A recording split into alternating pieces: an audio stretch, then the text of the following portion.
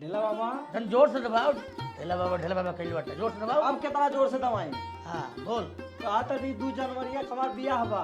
हाँ हाँ तो आपके चले पड़ी। 2 जनवरी के। हाँ बाबा।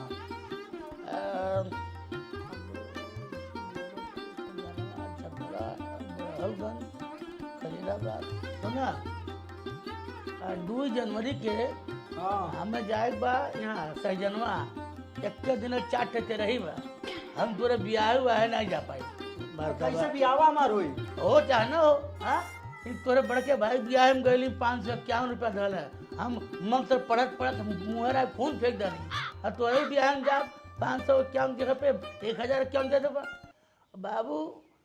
4 ठे तरैया जोन बा हाँ बाबा। हमर गिरतो पड़तो हम कमाबे ना तो समझ ल कम से कम 20-25 हजार आ जाई। ठीक है ना।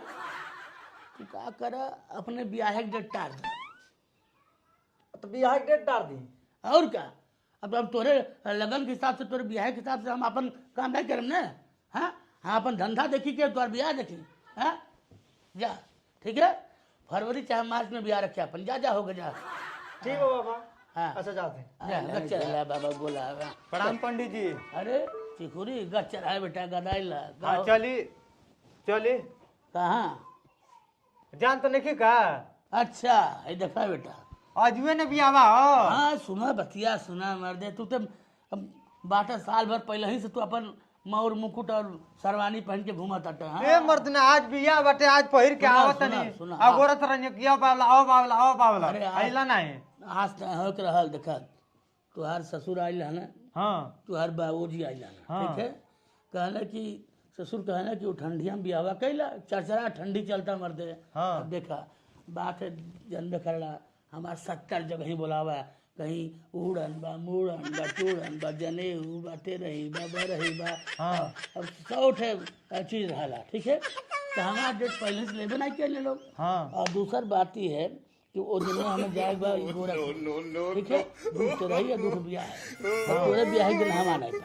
हम मना कह जानी लड़का ब्याह बेटा जन बा ई तू दिसंबर से हटा के मई जून में धरी देता। अरे बाबा दुनिया भर के लोग के ठंडी में बिया होता है हमार मई में जून में कह दिया तू। अरे देख दुनिया ठंडी में अगला रहे आ जाए अगले ठंडी में आ जाए। देख मई जून में दादा आओ तो ठंडिया कैसे खेप पाए मई जून में गर्मी पड़त रही एसी लगल रही एसी मिली ठंडिया में कहीं लोग तो दुल्हनिया एसी लग रही है ना। देखो हम राजाई ओढ़ लेम ठीक बा लेकिन हमके चाहिए। अरे दादा अरे बिया में कब भइल? देख देख देख अब देखा एक डेढ़ दली भद्रा पड़ गए फिर वहर पीटा कक करल। अब मई जून के पहले नहीं अगर मार्च में तो मई जून में हमारे पास समय ही नहीं मरते हमें 13 ही बरई और तो ऐसे नहीं फुर्सत मिलल बा। हम कहाँ तुम्हार बियाह में जा पाई। हम चाहत रहे कि मर जाई। सुना अब यह डटे नहीं बा डेट में देखे तुम्हार मई जा बियाह करे। दादा देख लो ढेला पंडित बहुत तू अन्याय करतल। तू अन्याय करतल। घेला ना है पंडित है शादी कराइले तो सरदो कराई हमार बियाह ना हो तो हम कैसे जिए रे दादा। कहाँ बियाह कर अरे बाप बाप हम कैसे ठंडिया खेप रहे मेरे दादा। है मजदूर होता है। बस कर गई माला वाला का होई हरात ऐ सुन जब हमार बियाह ना हुई हाँ तो सुनो बताई आइलो माला पड़े देखा ये कितना सुंदर लड़का है माला मान के ना मई जून बियाह करे आप ऐसे एक लड़का बार गोल लागली हां। अरे बाबू गच्चर गदाइला हमार बात मान अरे के बाप रे हमार हमरे डेटे लाई बा हमें कहीं और जाए बा ये करे ए करे ए बा ए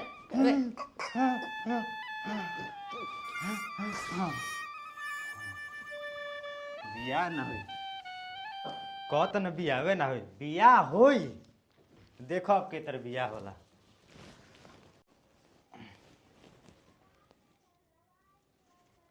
हेलो हम चिखुरी दुल्हा बोलतनी राउर दामाद राउरा बेटी के हम भातार बोलतनी। ऐसन बा कि पंडित जी कहने हैं कि दिसंबर में शादी हो जाए के चाहिए। काहे से कि अगर दिसंबर में शादी ना हुई तो लड़कनी के बाप मर जाइए।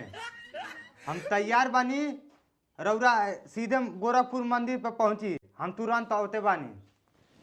कहत न कि बिया है ना होई। बिया होई। चलिए ठीक बा रखत तनी प्रणाम।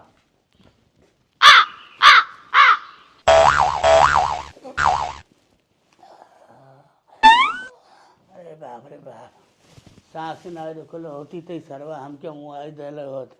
अरे राम प्राण बच गया। अरे बाप बड़ा खतरा भाई पंडित आयन में कबो कबो।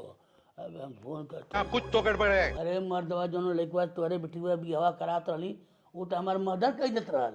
हाँ बच गली गठिया उठिया दबा डाले उसे बियाह मत करे तोरे बेटीवा मार डाली। हाँ हमार जो मुर्गी आवेला हाँ वो चलो को माई सगाई आई है ऐसे बियाह मत करे बेकार है एकदम से।